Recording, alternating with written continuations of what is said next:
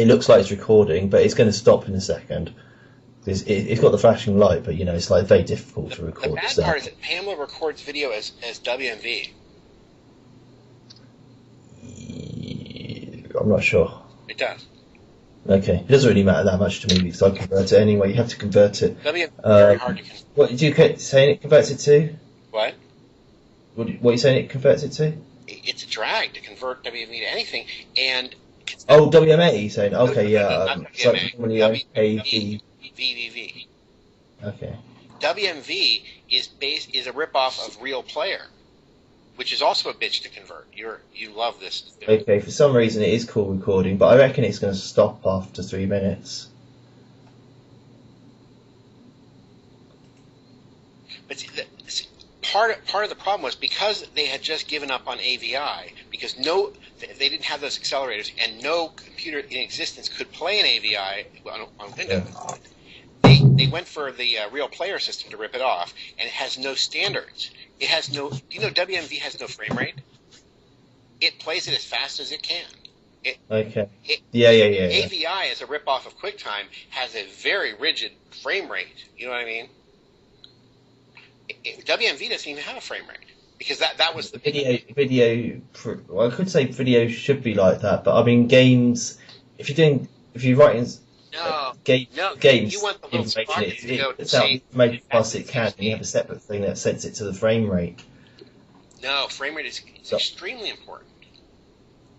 Well, it is, but ideally you'd like it to record at 100 frames per second, and then you have your program that says, I only want to display 30 frames per second. That's that Pentagon security thing. Recorded some crazy number of frames per second. So not only would they not give us the film, but they could have given us a slowdown of the whole thing because they recorded. Well, yeah. How do you know? I can't see things at 100 frames per second. Well, yeah. I mean, you can't see it, but they were recording it.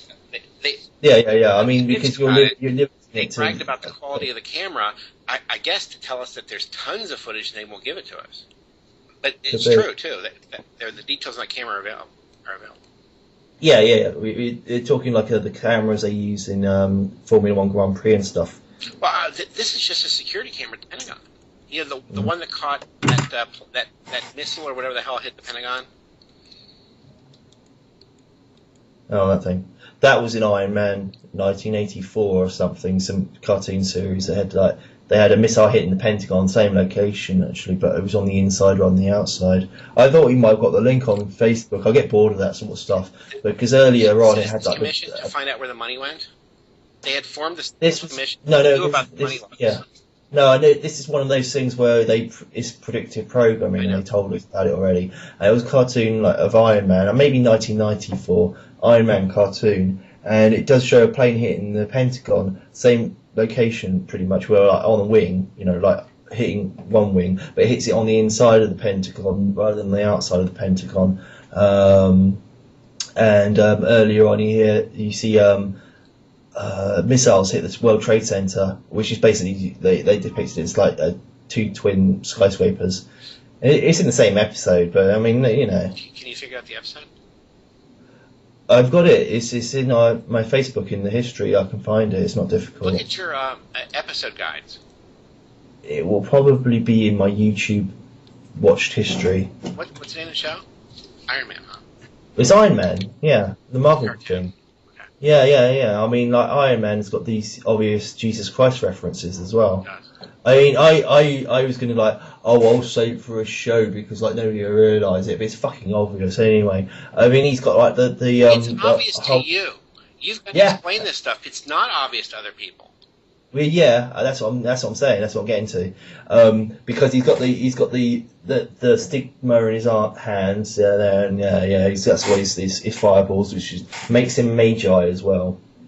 And in his feet, because Jesus obviously when he was crucified had the nails put into his hands and his feet, which also because he did that and lived makes him Satanist. But that's sort of like a different topic. No, but he's the only example of anyone who did that and lived. That's it. Yeah. Because Satan was the nails, and Satan was like, okay, you passed my test. Satan cannot come back from the dead, and Satan can only be in one place at a time. Here's the episode guide for Iron Man, the 1994. Yeah, the cartoon thing. I get a lot from these episode guides. They not only have a synopsis, but I get them when I'm collecting shows. You know what I mean? I want to burn them on disc.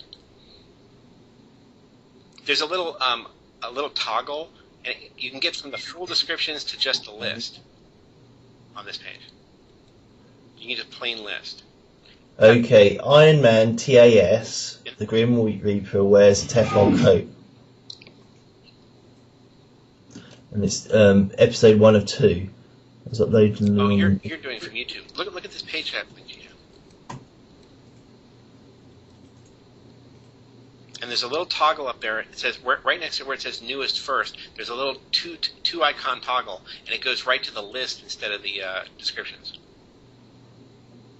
Yeah, I suppose I might possibly have They only left have Skype running when I was doing an update, I suppose. But got two it is working now, and it's really dodgy that it's working just because I was shouting at it. I mean, that's like just like a woman, you know. It only works when you shout at them. Yeah. And hit them. They've only got 27 episodes of this show. That's all that exists, so you could easily find it. What show are you talking about? Iron Man from 94 through 90. No, I've already given you the link. Oh, that's it?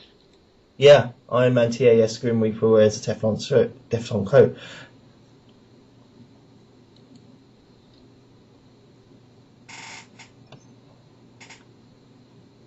Oh, that's episode. That's 106 or 105. It's hilarious, actually. It does go on about higher level technology and stuff. Like, they wear this technology thing that can break down time, and so they perform their op in like 6 seconds or something, and you know, it's an offshore operation. It would take like several minutes to perform. So it's sort of like a cloaking device, but it cloaks on the time period instead of the spatial, you know, visual spatial period, which is great. I mean, it's all a really good metaphor of what demons could do and djinns, you know, because Yes. yeah. I remember reading a story when these djinns turned up to this guy. He was reading a book, and they kept interrupting him and stuff. And he was like, "Go and count all the grains of sand in the beaches all over the world." And they turned up like pretty much before he finished the sentence, and they came out with the number of it, and he was just like, "How do I get rid of these bastards?" It was just impossible to get rid of. They had a cliche phrase. That 15th century poet that Bob Dylan refers to in his song is an important guide to Islam. They had this cliche phrase that they would tell him all the time. Well, when you memorize the entire Quran, well then Yeah. he's Hafiz. But jinns can do that. Jinns can memorize entire libraries. So this guy Hafiz memorized the entire Quran. Yeah. And then he started writing love poems and all kinds of crazy stuff, which is actually pretty interesting. Has nothing to do with the Quran, but they couldn't tell him another fucking word because he memorized the Quran. Yeah. And now there's nothing they can tell him. Yeah, it automatically makes it the equivalent of the saint, I suppose. But I did tell you about the Star Trek. What's that? Insurrection is the Snowden case exactly. Okay, because that's the cloaking device too. Data reveals the cloaking device to the Am Mage or whatever the hell they're spying on. Cloaking device in Star Trek. Insurrection. The movie. I think maybe in the movie Bird of Prey. What's the Bird of Prey movie? The Klingon Bird of Prey. Star Trek. It cloaks too. You're right.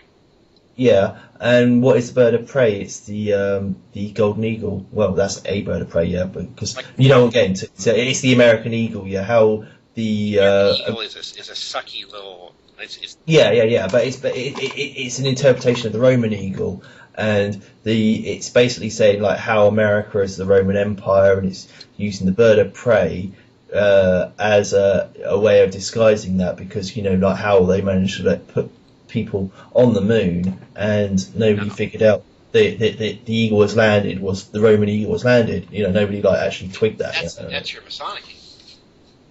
Yeah, you can say that, but I mean they wore aprons and stuff in photographs, and it was a Masonic thing, and it was to say the Roman Empire is reaching the moon. Socrates went to Egypt and got initiated in the mystery school.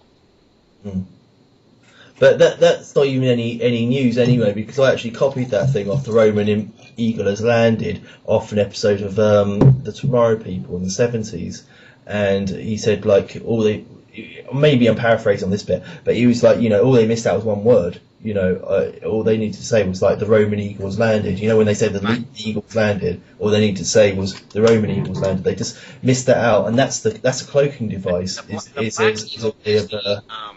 What's the name of that movie? The Maltese Falcon. Hmm? The Black Falcon is the Maltese Falcon. Okay. Because the actual Roman eagle has 2 heads, doesn't it? Now the Byzantines have a completely different symbology, which I don't even understand. I've got several books on it. Yeah. They've got weird symbology. They so hated Rome and so hated Western Europe that they have a different symbology. It's an Oriental culture. Yeah. And everyone likes to call them on it. And I've got books that tell you the exact opposite. It's weird. I didn't memorize what it meant, but.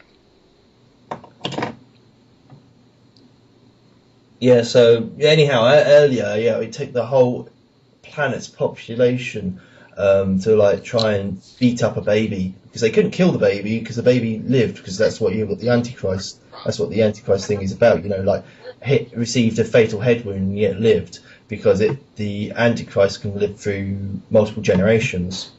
So basically, I lived through my father because that's how my father died, was a lethal head wound, and yet I still live, and that's the big revelation. Yeah, that's it. Yeah, and yeah, I mean, it's as obvious as in like apocalypse means revelation. It's hilarious. Like nobody can ever say that. And I was like, no, you can't say that. It's like the Revelations of St. John is also called the Apocalypse. And like nobody ever says that. You have Bible bashers be on shows for like 6 hours talking about the apocalypse, and they never tell you the apocalypse is all about revealing. That it's all about the revelation. It is. Which is and even the word revealing is sort of like dodgy. It's more like exposing. So the apocalypse is really about exposing the truth rather than revealing, which is like where you go from one. Where you've got it cloaked and then you reveal it. You go from one cloak to another. Yeah. I was going to say reveal. You basically go from one disguise to another, and it'll fool the mass, but you're not really exposing the truth. You're just like covering a lie with another lie.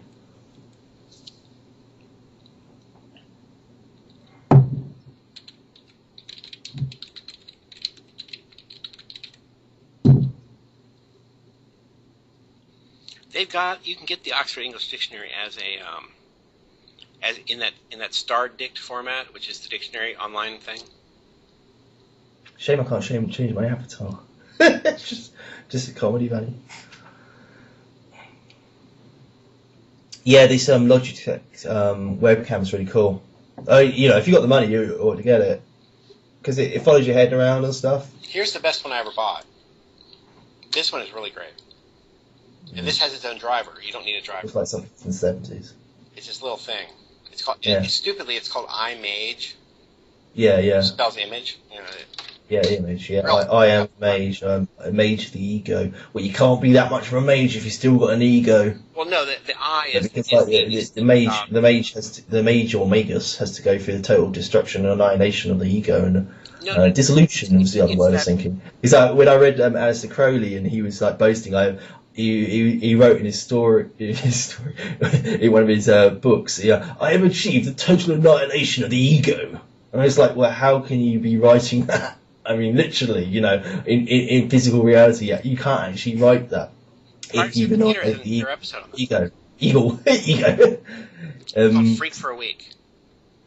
What's that? There's an episode of it's Firestand Theater before they were even had their radio show. They had something called the Mushroom or something like that, and they did a one-off episode called Freak for a Week.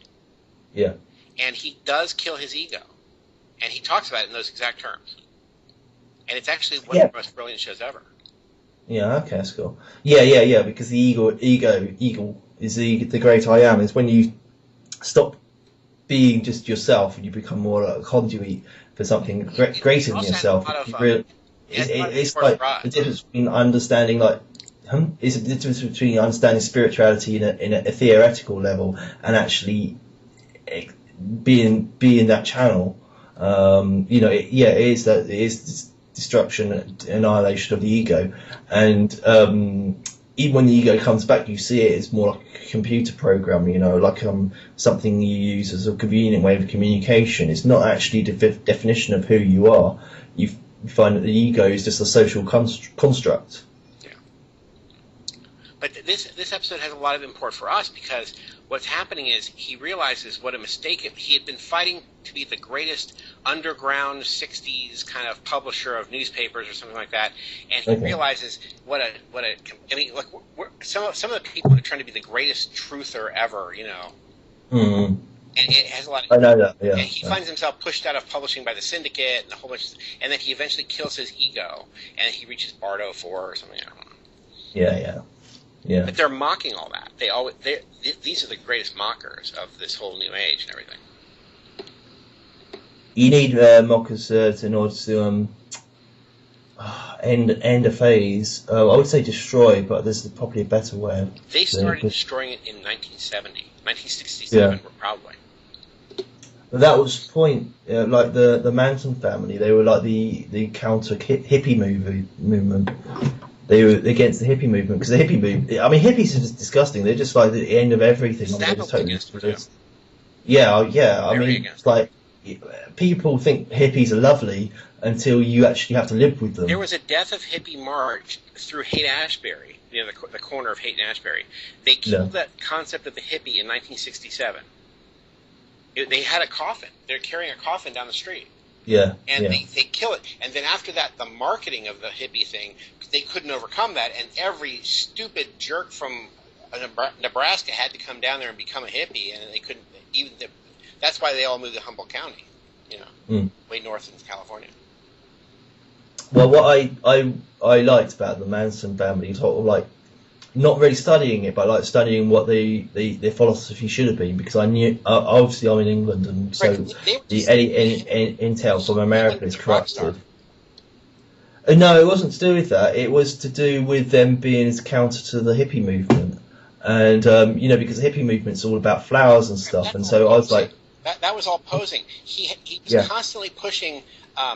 Dennis Wilson lived with them, you know, from the Beach Boys, and Dennis Wilson was a nobody. He was the jerk faker than the monkeys who performed Brian Wilson's material live. He wasn't even on the records. None of them were. Just Brian Wilson and his friends. Yeah. And was he involved in the Sharon Tate murders? Well, exactly, because he lived with Manson. He was so out of the range of Hollywood and all that. He lived with him for 6 solid months and did the acid and group sex and all that stuff. And he promised. See, Brian Wilson had just started a label called Brother Records. And it wasn't Brothers Records. And so stupid Dennis, the drummer there, says, Charlie, I can get you a contract. I can introduce you to the A&R man, the artist and repertoire man for Brother Records. I'm in. I'm the brother. No, it was one brother. You talking about in Masonic reference? What? Brother. No. Well, brother means Mason, doesn't it? That's not what Brian Wilson meant by that. Okay. He was not aware of that. He's in a world of his own. But anyway, so Brian Wilson starts his record company to leave the other guys out, and so Dennis brings to Terry Melcher, Doris Day's son, the A&R man for the record company, Charlie Manson, and takes him to Brian Wilson's house and records an entire demo, which you can get called Lie. It's a CD, but I mean, Brian Wilson didn't leave his bedroom for 20 years, or maybe like 15 years. And the one time he left the bedroom was to get that jerk. He could hear this caterwauling in his home studio, and he wanted whoever was in there out. It was Dennis recording Charlie Manson. So they had gone to this garden party to introduce themselves to Terry Melcher to get signed, and he didn't want anything to do with them. And Brian had told him, "You get rid of these people," and because Brian, he's not involved. So Dennis had said, "We're getting you the deal," and Brian said, "No chance." And this jerk is sitting in the middle, Doris Day's son. And when he could not arrange that deal, they killed the people who lived at that house. Terry Melcher had moved out a month before. They went and Manson did not. If Manson had gone with them, he would have said, "Hey, these are the wrong people. We're not killing the right people here." But his followers went and killed the wrong people. That it's the same as like the OJ thing, because okay. Well, let me just like say this thing anyway, because I like stories and stuff. My idea was the Manson family, because I obviously haven't spoken to Charles Manson, and obviously when information comes over here, it's going to be totally corrupted. But my idea, like what the Mansons were about, was it was a counter hippie movement, because the hippies are all about flower power, yeah. But I think that the Mansons will be more into like Deadly Nightshade, Mandrake Root, and opium. opium derivatives like morphine, heroin. So they are like sort of like the dark hippies. That was like what I was thinking they might be about. That's the NWO's anti-hippie movement. That's the Process Church. It's a fun. It's Process Church. Yeah, because the Process Church are apparently fairly big and worth investigating. That's a Dr. Stitch was gone about. It's part of it's a New World Order thing. It's part of Scientology in a way. It's a splinter group. Okay. From L. Ron Hubbard. They all like obsessed with death and stuff, and like Carly. And Manson was part of that. Okay. But yeah, I was just thinking about it from sort of like an artistic perspective. That must be what they were about. The horrible Bugliosi guy. When you don't know the thread of the story, it was intended to scare Terry Melcher, who wouldn't sign Charlie Manson. They killed the people at that address. If you don't know the thread of the story, that Vincent Bugliosi did everything possible to find the storyline, and he didn't have the thread of it, so he just came up with anything. It's mind-numbingly stupid, all that stuff about Manson, because there's nothing to it. It's all yeah. I just like trying to get the vibe of this it. Posing afterwards. While he was in jail, all the girls and everything were on trial, and they did a lot of this posing about we're the anti-hippies and stuff like that. Those poses that they came up with afterwards, they weren't actually doing that. They did that then. Because I haven't actually studied it. I actually got the small print on those. Conspiracy Central had a lot of footage, and I watched it when it was on YouTube and didn't download it from Conspiracy Central. They had the raw footage, which I should have gotten. I'm an idiot. Yeah, I just did it totally from the artistic perspective because I was thinking whether there's a movement, there's a counter movement, and the CIA You're right were about the up posing. for that. They did do a lot of that. Yeah, And yeah. Manson Well, it's like that the thing later on with Varg Vikernes and all that. There's quite an interesting connection on the Varg Vikernes thing because Varg Vikernes is like murdered loads of people. Well, he murdered one person in Norway, and then he got recently arrested in France. Who? He's this musician, Norwegian. Oh, that Norwegian jerk? I know. Yeah. I did a show on him, like the first video show we did. That guy. Yeah, I did the first video show we did on the that's got me on it is me talking about Val Vickens, and he got sent. Is it Anders Breivik? Yeah. Yeah, Anders Breivik sent him his manifesto. The Marvel Apocalypse manifesto. He sent him a copy of the manifesto, and so he got that, and then later on he was got arrested in France for storing loads of weapons and stuff like that. But they never actually done anything to him. But the person that shared Anders Breivik's manifesto was me. I distributed it online. And I found that within hours of me distributing it, it got corrupted or deleted from my hard drive. But I still managed to send it to a few people. But in the article I read, it said, "Oh, Anders did manage to send it to a few people before it was destroyed." And it was like, hey. Nothing gets destroyed. Yeah.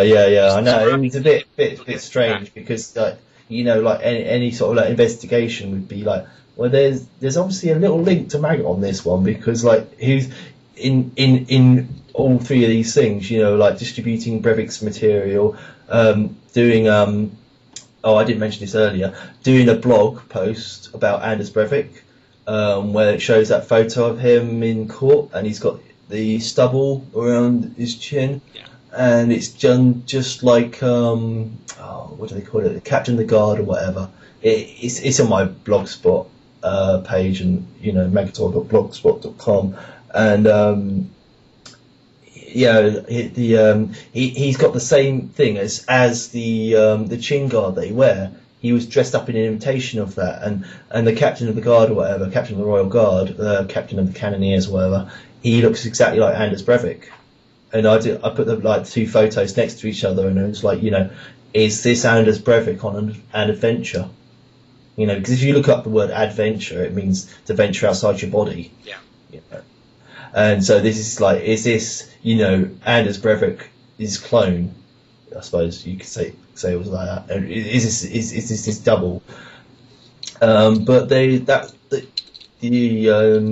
blog post strongly hints that the Queen is actually, He was fighting Most, against like she was giving her tacit approval to the murders going on that island, and those people all getting killed because they're gay.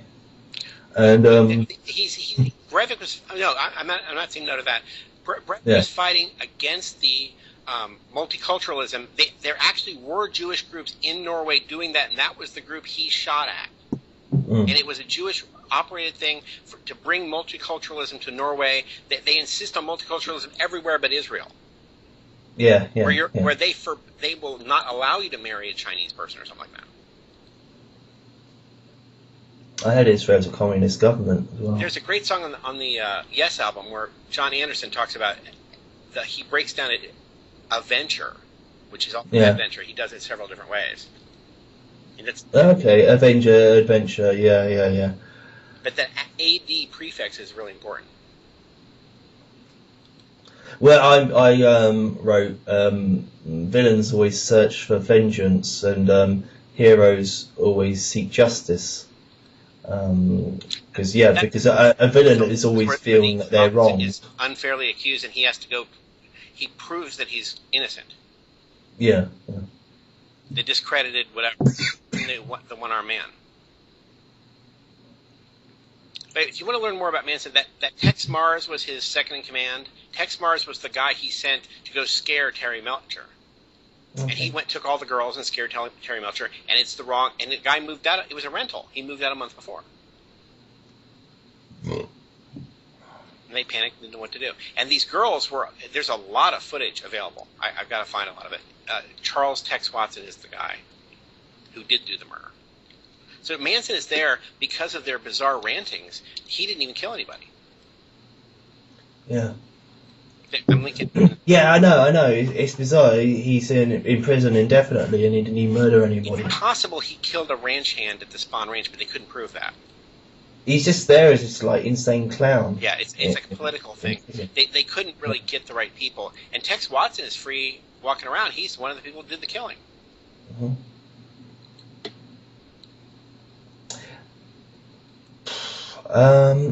He wrote an album called Always the Always. I remember that being associated with Jim Morrison as well for some reason. What?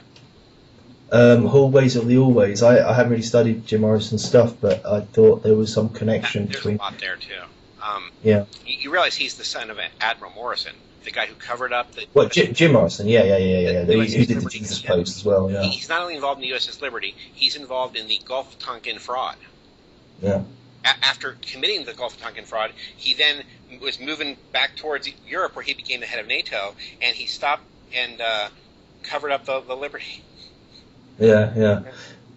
I thought I should mention it. Jim Morrison, Tony Stark, and what his fucking name is, Superman.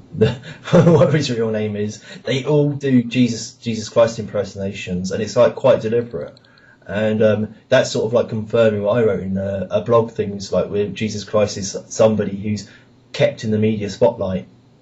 It's a meta, it's not literal crucifixion. You're crucified in the eyes of the public. The reason Morrison does, this is literal truth as well. Say we're crucified in the eyes of the public, but from the media perspective, that means you're always featured. You're always in the eyes of the public. Right. That's why the Romans did public crucifixions. That's another interesting word, crucifixion. It's got fictional crucifixion, but that's why they always did it in public, because it was for the public's benefit that they were always done. Because they find a guy thieving broad daylight. You obviously did it. They could chop his head off, but they don't do that. They'll put him on on the cross. Leave him there until he dies in public as a way of showing to the public this is how we deal with thieves. Yeah, that was the most common punishment. Was thieves were crucified. So another word for thief is a plagiarist. So it's somebody who's ripping somebody's information off and not saying who they got the inspiration from or copied it directly from. Hear that Bobby Beausoleil, who also went to the murder with Tex Watson, was scheduled to star in Kenneth Anger's Lucifer Rising. I've seen those. Yeah, the movie that Jimmy Page did the sound. Yeah, I've seen. I think I saw all of them, and they were like really. They are dull movies. He's a terrible filmmaker for all the press that bastard got. That Kenneth Anger. Just they had like loads of guys like lying around with limp dicks, and it was like, you know, they obviously can't even get excited enough to get an erection. Right. I was just like, you know, you were trying to like promote or pervert things into everything into being homosexuality and stuff. Oh yeah. He was obviously gay. Yeah. It's on great. Oh, obviously gay. And the other person in the past was obviously gay. But none of these people get erections. Guys, the gay ones, will tell you that everybody in Hollywood is gay. Then you'll hear Jewish commentators tell you everybody is Jewish. Then you'll hear Catholic ones who tell you the Catholics involved in everything. You're tied. And then Protestants will probably say the same thing. Yeah. If you're tied to your group, you'll see everybody. I've heard Greeks tell me that Greeks are running Hollywood, and they list a bunch of them who really are in there, but they're not running anything. Yeah. 13 generations ago. So, you know, like they great grandfather was Greek or something, like pure Greek, and then it's delusional. There's it's game playing, you know. It's like, I don't know, I can't put any better than that. It's game playing. It's like when you play a game, you get really involved in your statistics of your character and stuff, and you're like thinking, oh well, I've got the highest strength as a warrior, you know, and so that means I'm the ultimate warrior, you know. And it's like, well, that's one way of looking at it. Shows up with another character. Yeah, everybody else can kick your ass. Any mage can kick your ass, but a thief can steal the sword out of your hand. But yeah, you can still claim to be the ultimate warrior, but that's just like a limited perspective. A myopic vision. Anyhow, I've got to go because I'm out of booze.